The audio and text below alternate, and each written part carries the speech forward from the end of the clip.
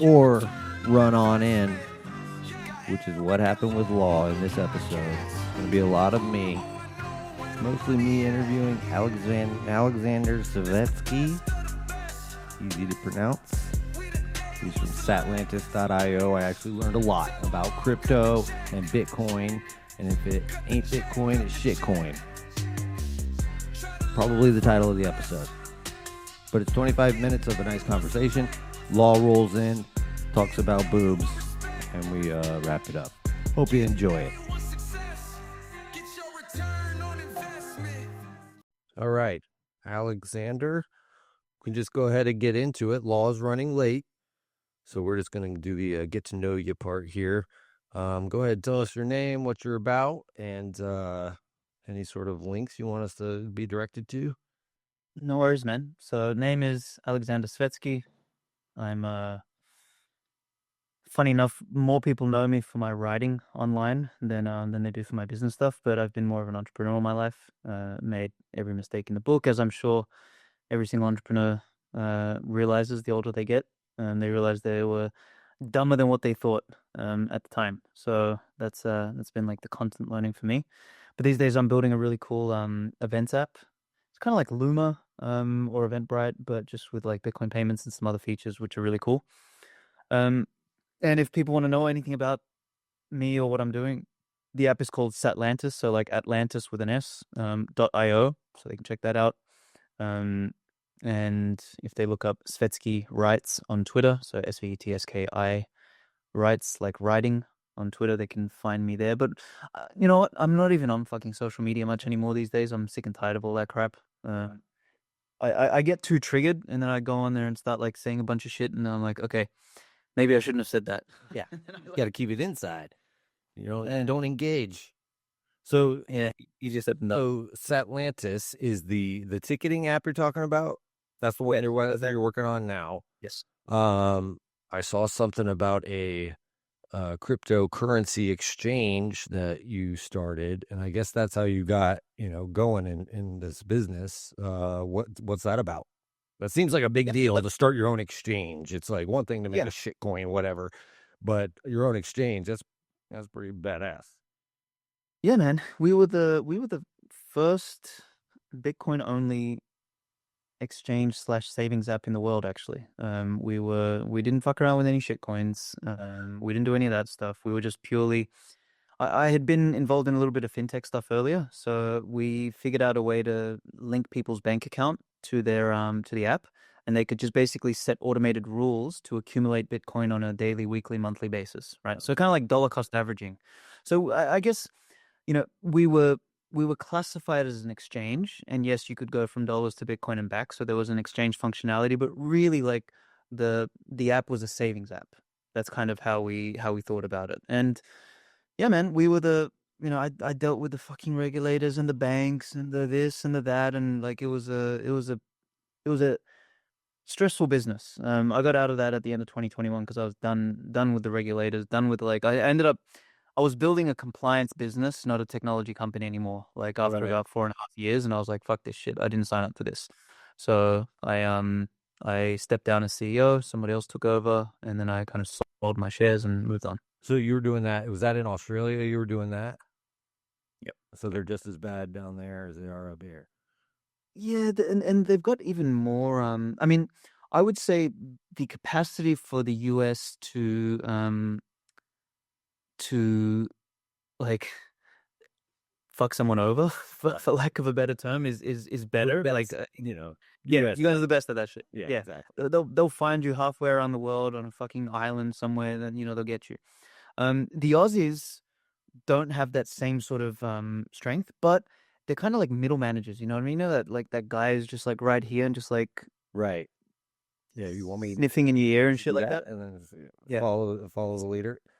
Exactly. So they're like that. So I was sort of done with the bureaucrats, and figured do something else with my life. So you talk about writing online. What kind of writing are you talking about? Is it all crypto related?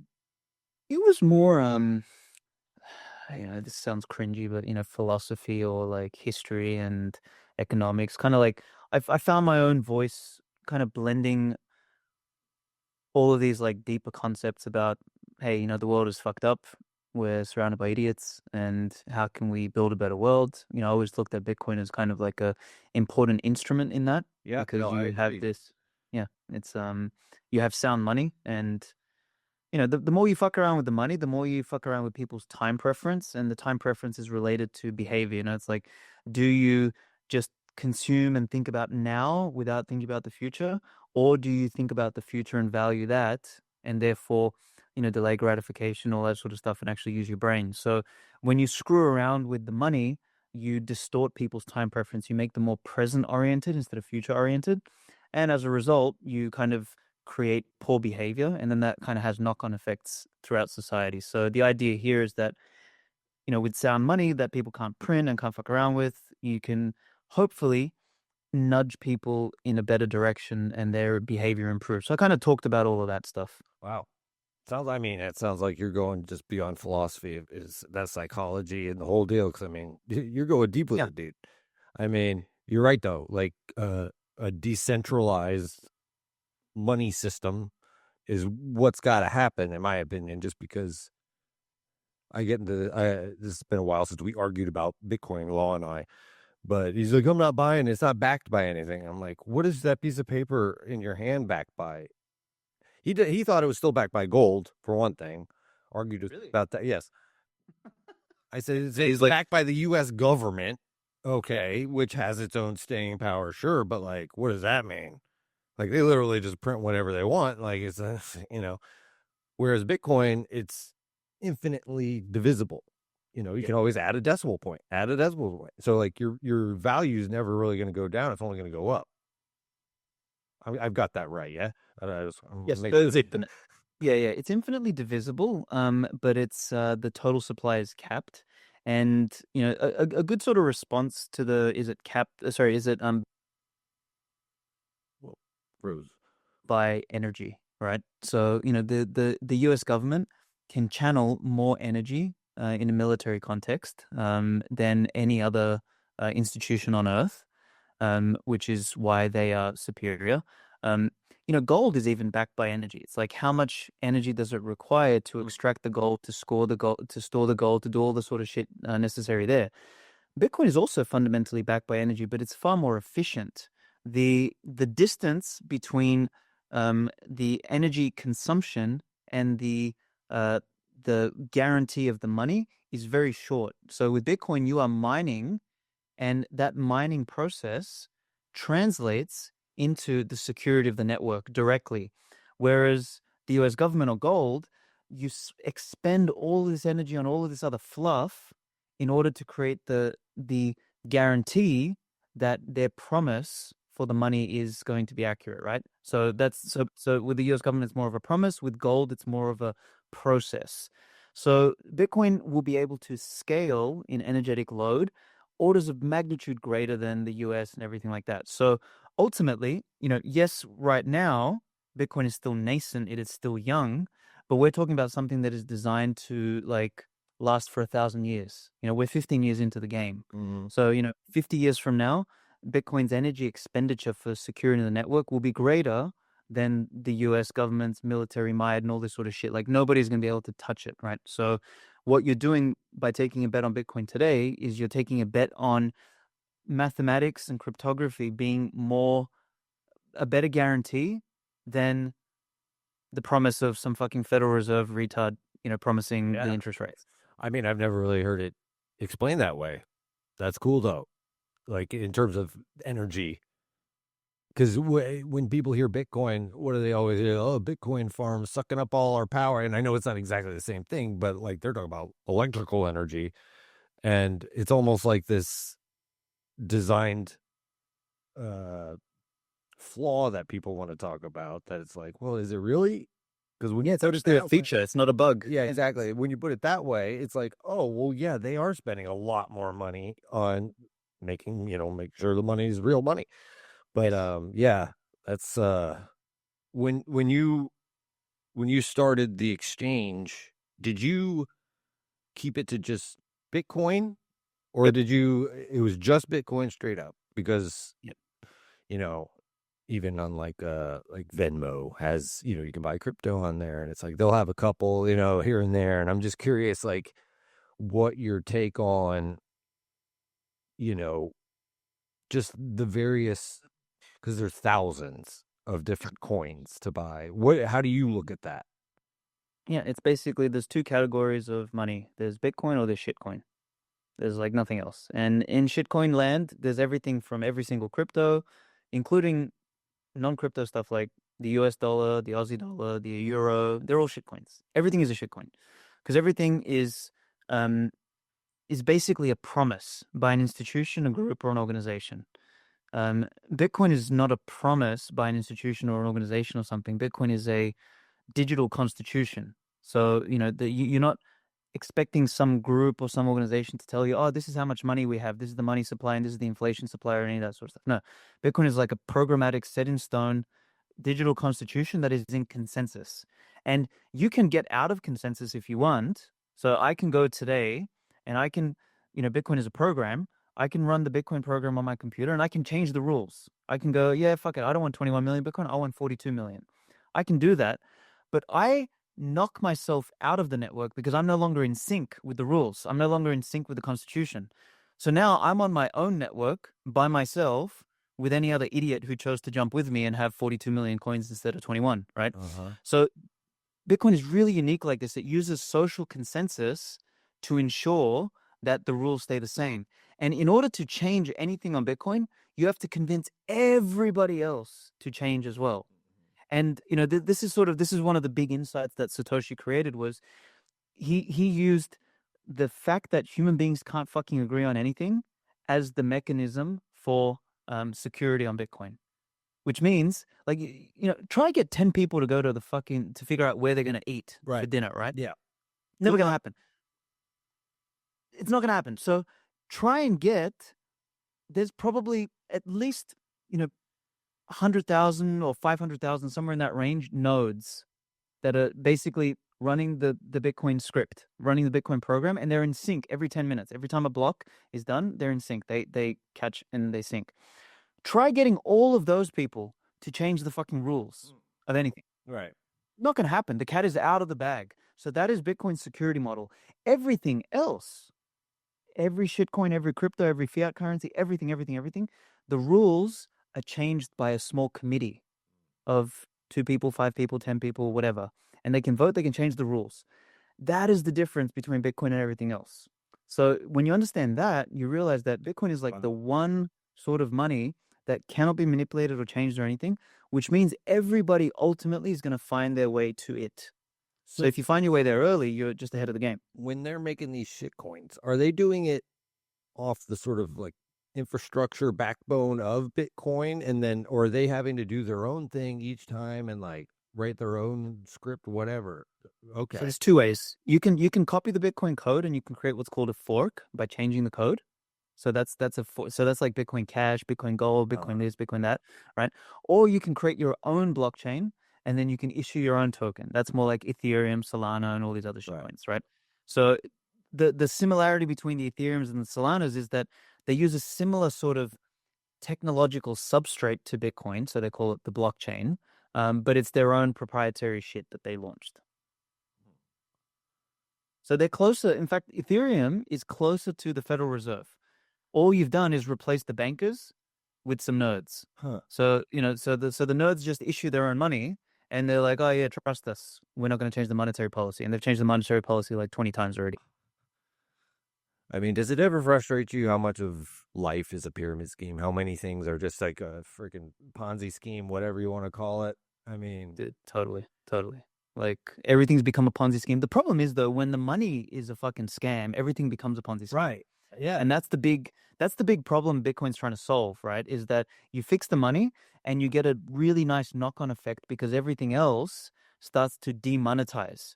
But because the money is broken, we've monetized everything else. So we treat real estate like a Ponzi scheme because we don't want to store money. So what do? We buy fucking houses as investments, right? We do the same with gold, with stocks, with everything, because anything to get the hell out of the dollar or to get the hell out of the money because the money is devaluing. But if you have money that doesn't devalue over time, then all of this other shit goes away, because then you don't need to speculate. You don't need to invest like a retard. You don't need to fucking flip houses and all this sort of shit. Like you start to have a hurdle rate on investment, which is the natural appreciation of Bitcoin as a savings instrument, because savings is supposed to increase over time. Like the purchasing power of your savings is supposed to go up, not fucking down. But we live in an upside down world. So, everything else is distorted down the track. Yeah. So have you sort of projected into the future any sort of consequences to like any particular industries or anything? Like, say Bitcoin becomes the new standard, do you see any, I guess, just industries in general? Like, so what would be a huge consequence of that Yeah, maybe I wouldn't think of? good question. Here's one that nobody realizes: energy. The entire fucking energy grid, the energy infrastructure transforms. So let me give you an example. So one of the biggest problems on the energy side of things is load balancing, load management, and distribution. There's always problems with that. Even in the top countries like America and Australia, like energy goes to fucking waste. Especially like there's a lot of stuff going on in Texas now with like methane flaring from gas and everything that they're getting out.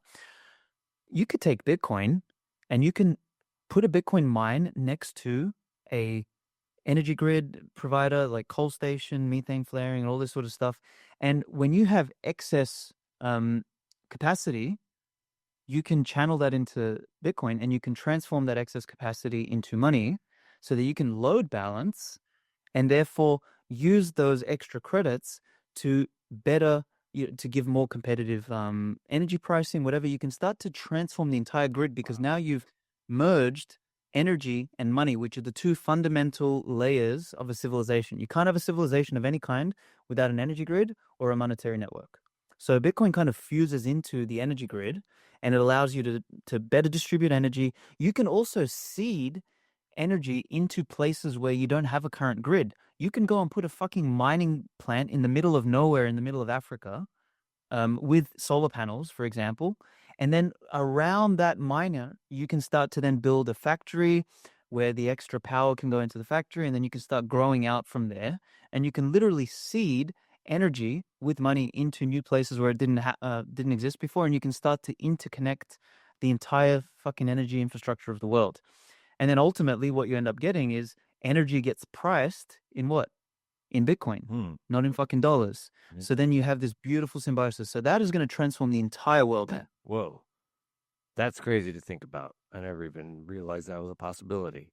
Dude, I mean, our power plants, I guess they're that often, they're just, how much energy are they spending on that? I mean, that's crazy because, It's happening already. There's lost internet. Andrew, and he runs a company called Satoshi Energy, and that's what he does. He partners with the power companies, and he helps them build infrastructure to add load balancing equipment in the form of mining into their thing. I've got another friend. He has a kind of like a sauna spa with like magnesium pools and all this sort of shit. For their heating, they use Bitcoin miners to produce the heat for the thing. So there's all this like interesting stuff there. Places that are cold in general. I mean, that's it. Like that's so cool. I mean, where is the money going? If let's say the energy, you have the Bitcoin mining operation right next to a power plant, who gets that Bitcoin that is mined? The power plant. So then they could use it for their top line, for example, so they can add to their top line, or they can use it to decrease the cost on during high peak times. So they can turn off the miner, and then they can use the excess power when it's needed for customers. But instead of slapping them with peak prices, they have a buffer because they previously generated some money out of Bitcoin. So it'll create like more competition in the energy marketplace as well. So why would any power company have what objections would they have to that? Because I mean, it's literally a license to print money. Yeah, it is. It's mainly a knowledge thing, man. So Riot Bitcoin, which is one of the big miners out of based out of Texas. They've converted they've put all of their mining centers next to power plants and stuff like that. So all of this stuff is happening. All of this transformation is happening. So, the early objections are, oh, well, we don't know what Bitcoin is. We don't trust it. It's too volatile, blah, blah, blah, blah, blah, all that sort of shit. But, as each domino falls, you kind of get this kind of change in consciousness. Same as like when I was talking about Bitcoin 10 years ago to people, they're like, what the fuck are you talking about? Now, like it's, that sort of shift is gradual and the objections kind of float away. And then it's like, okay, well, it's not a scam anymore. So what is it? Well, now it's volatile. It's like, yeah, okay, fine. In the next 5 years, that's going to not be an objection anymore. And on we go. Man. So do you stay up on energy trends because of all of this? Is it something that you pay attention to? Because I never thought of it in these terms, but it seems energy keeps popping up in the conversation. Is it something that you pay attention to? Are you looking for 0 point energy? Are you, trying to figure out what's next there too? I was down that rabbit hole about 2 years ago. So I used to own a publication called the Bitcoin Times, which was like a premium sort of collectible publication where I invited the best thinkers around the world to do a long form essay, and then I'd compile them all into this beautiful little collectible item. I did that a couple of years ago, and we did actually an energy edition, and I had some writers from all around the world produce a piece for it. And I had one really interesting guy called Gideon Powell, who was his dad was like a wildcatter in Texas, and he's got this company called Choya Energy, which is they're oil and gas company, and they're super into Bitcoin, and everything they build from the oil and gas side comes with the mining infrastructure associated to it and all this sort of stuff. So back then I was super interested. We had an article in there about like what do you call it, the nuclear mini reactors that are modular. And that's another really interesting thing, is these guys that are building small modular reactors, that's what it's called, SMRs, they're combining the container with the nuclear reactor on one side and the Bitcoin mining kit on the other side, so it like comes as a package.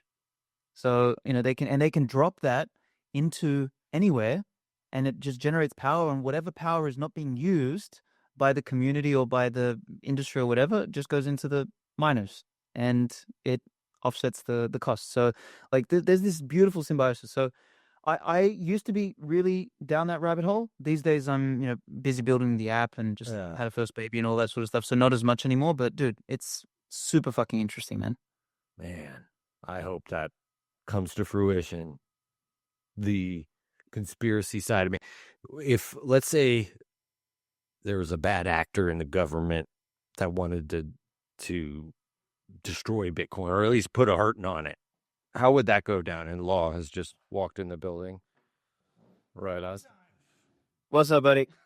Yeah, right. I was asking how a bad actor could destroy Bitcoin. You're caught up. Like a bad actor, like Anybody, like a government entity or something. Like Nicolas Cage. I was gonna say There's not a bad actor. Yeah. Yeah. Shots fired. Why pick on Tara Reid? She's not really a good actress. I could. Look, I don't even know who that is. So I'm just gonna assume she's a bad actress. You see her boobs in The Big Lebowski, and she was in American Pie. Man, way to derail this conversation. This is what I do best. I just learned so much about Bitcoin, and now you done it, and just boobs. All right, we're talking crypto. Boobs are great. I want to know how you could, in theory, bring down the blockchain. My Michael. It's I think what I said earlier, the cat is out of the bag. I think it's kind of too late. The governments have tried multiple times. Outright bans never work. The nature of Bitcoin is that there's no individual or no group of individuals that matter enough to influence, to change anything. It's like, who do you go after? The miners? Well, the miners aren't gonna Right. It doesn't matter how much mining power you have. Like, what matters is the collection of nodes. So how do you go after all the nodes when all the node operators are anonymous? And there's an incentive for them to hold on to it. So really, I think the only way for it to to be impacted You would really be fucked his brain up, dude. You got to think of these. no. Yeah, I want to make a. I haven't seen anybody stressed from a question as a guest on He's the not podcast. stressing. He's thinking. I know. Here's the one way. Yeah. I've got it. Here's the one way. If the federal government and the Federal Reserve become so pristine and pure that they stop printing money, they tell us the total supply of money, they stop fucking taxation and theft and all the bullshit shenanigans that they're doing, and they all of a sudden become somehow fucking holy men and make the need for Bitcoin disappear. That's the only fucking way. And they kind of like make essentially it irrelevant probably by turn doing it it right. into Bitcoin is probably what they would do. Pretty much, exactly. Now, in the absence of that, and I would be very willing to bet that that's never going to fucking happen. Right, exactly. There's nothing that stops it. So there's not any sort of money manipulate, like they couldn't go in and buy up a bunch of it, and like because I guess that just kind of reinforces it in the opposite direction. So Yeah. The thing's like a fucking virus. This is what people don't get. It's like it's a virus, and it's kind of first it's like parasitic because it comes in and it sucks out of the system. Then it becomes symbiotic because as enemies buy Bitcoin, they become sort of sucked into it, right? So, and then after it becomes symbiotic over 10, 20 years, then it fucking topples the previous system and it becomes the standard.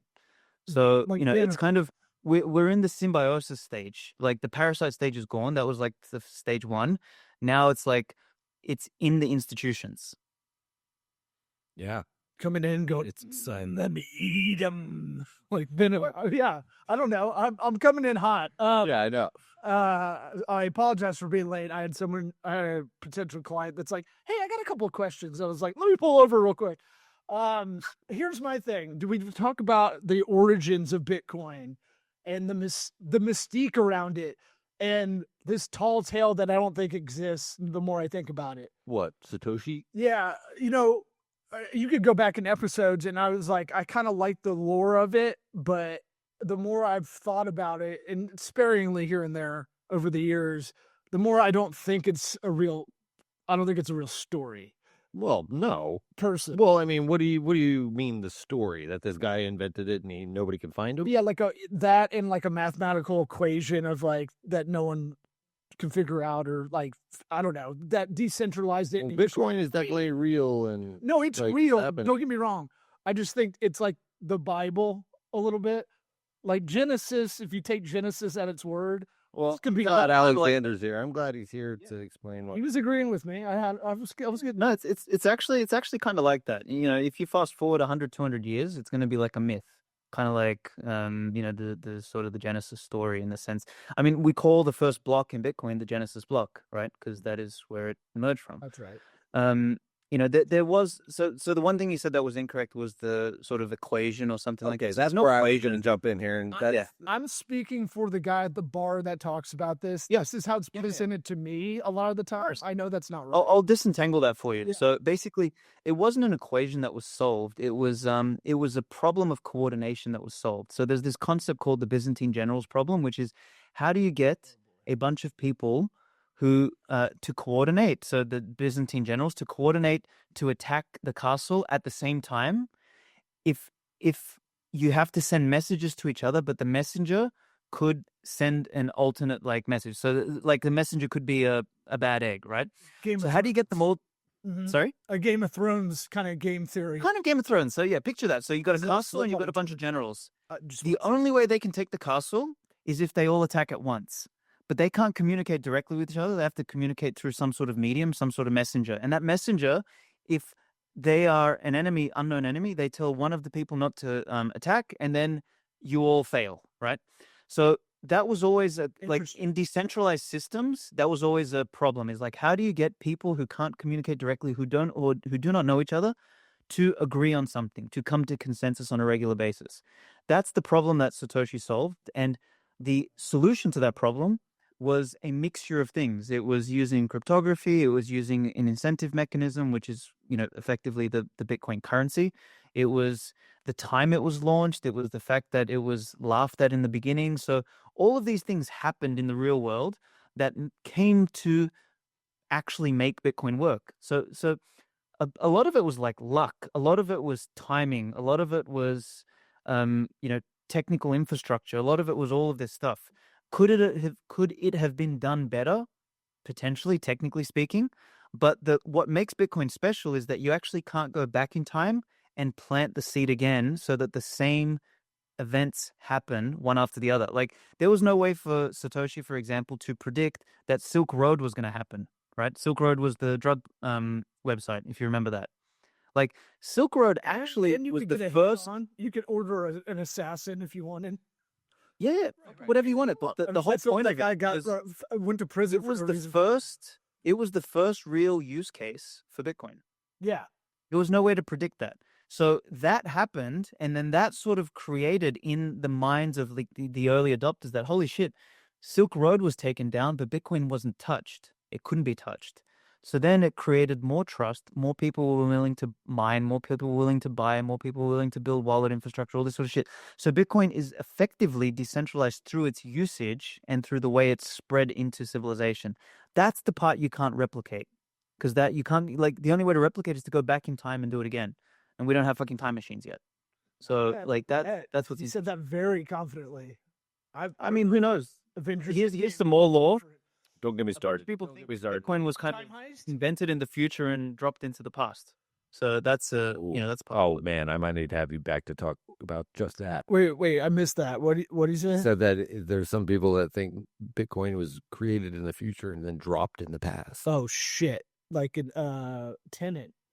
Yep, sure. That's a whole Oh, that's what fucking that rabbit hole. movie's about. Oh I man, never figured that out. I was like, what? What's the purpose of this movie? it's all about Bitcoin. You know, he does the thing with his The hands. Bitcoin ham symbol. And then you got Cutie Patootie and a beard at the end there. That's the kick-ass guy, that really handsome dude. Yeah, that's what I said. What's up? You're looking good today. I don't know. Hey, I've got a question about Solana. Do you know anything about that? It's a shit coin. We already talked about That's it. it. Well, friend of the program, former guest, Vadim Dmitriev. Nope. Davidoff. Davidoff, yes, sorry. I'm on fire. Sorry. He probably doesn't listen. He's the only person I know that went from St. Petersburg, Russia to St. Petersburg, Florida. He got me on one of these fitness apps early on, and he told me if you do it with your Apple Watch, it'll track your steps, and you get Solana coin or Sol coin or whatever, depending on how much you do. And I go, great. And I forgot to set it up. And he did it, and he got it. This is like early on in the app. And I missed out on about $3,000, I think, according to him. If I took that coin and sat on it for a week and sold it off or whatever. What is there anything kind of like that in incentivized programs? This is a roundabout question. It wasn't really about the coin at all. If you know of other cryptos that are setting up non-financial incentives to gain it, if there's anything like that you know of. I mean, the question I is just like, want real low rent on you. yeah, I mean, who's paying the incentives and for what reason? Probably the app, I guess, did. I don't know. I didn't really look And into it. why does it benefit the app? So like whenever you're getting money for free Adopters. for like stupid shit like walking around, like you sort of got to ask the questions like, okay, who's benefiting from this? What is the business model? All that sort of stuff. All the money. So yeah, so it's like all the shit coins are just like literally spending money to buy users to prove that their network is real so that they can continue the Ponzi scheme, so they can create more coins and dump more tokens on idiots, basically. So like, all of these things are like weird machinations of like modern society, which is all fucked up thanks to money printing, which distorts everything else economically. So, you end up with all of this sort of weird stuff that doesn't make any fucking sense. We got about a minute left. I hate to cut you off. What was what did you ask him our question we ask everybody? No. Good job. Let's do it. What advice would you give your 13-year-old self?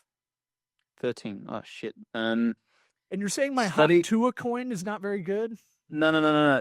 Study about gold and silver a little bit earlier so that you can buy Bitcoin earlier. That's literally the only fucking advice. That's it.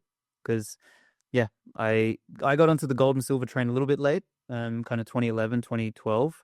Had I done that a little bit earlier, I think I would have understood Bitcoin 5 years earlier, and that would have been a bit different. But here we are. Hey, we're all free market here, brother. I'll appreciate you coming on. Sorry I was late, egregiously late. Yeah, I'm gonna actually make you listen to this one. I'm gonna have. Learn a lot. This is the first time I'll listen to our podcast for the first time. Good. This is 496 episode. Is it? Yeah. Okay. We've been doing this appreciate all the it. time. See you, buddy. Thanks, Jen.